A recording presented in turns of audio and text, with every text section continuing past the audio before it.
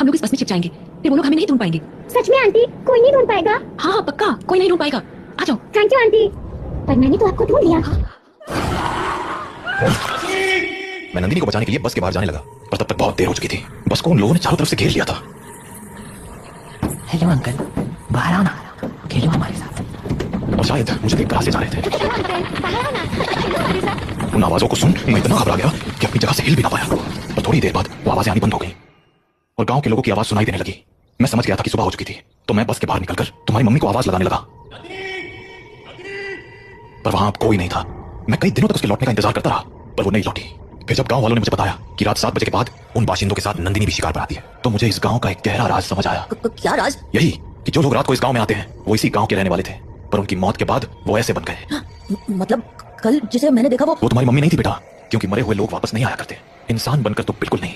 अपने पापा से बात करने के बाद देव के मन में बहुत सारी बातें चल रही थी और वो उन्हीं ख्यालों में खोया हुआ काकी की दुकान में बैठा हुआ था कि तभी हर तरफ से घंटे की आवाजें आना शुरू हो गई। 7 बजने वाला है, अपने अपने घरों की तरफ बढ़ते रहो।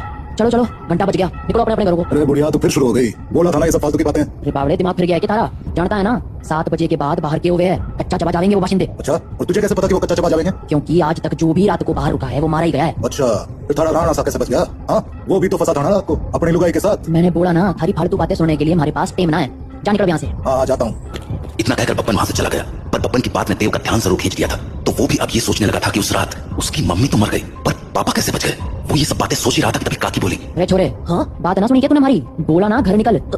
जी काकी। तो देव हड़बड़ाता हुआ काकी की दुकान से बाहर निकल आया। वो घर के लिए निकलने ही वाला था कि उसके मन में एक और ख्याल आया और वो सीधा बब्बन के पीछे चल पड़ा। बब्बन भैया, क्या हो गया छोरे, कहाँ भागा चला रहा है? वो मुझे ना आपसे एक बात पूछनी है। पूछ। वो अरे जल्दी बोल, पता है ना 7 बजने को है। तू घर नहीं पहुंचा तो थारा बाप सर पीट लेगा। वो आप वहाँ काकी को बोल रहे थे ना कि एक रात मेरे पापा और मम्मी बाहर रह गए थे और मम्मी को तो उन लोगों ने मार दिया था, पर पापा किसी तरह बच गए। अरे तुम्हारे पास मारी बात दोहराने आया है के?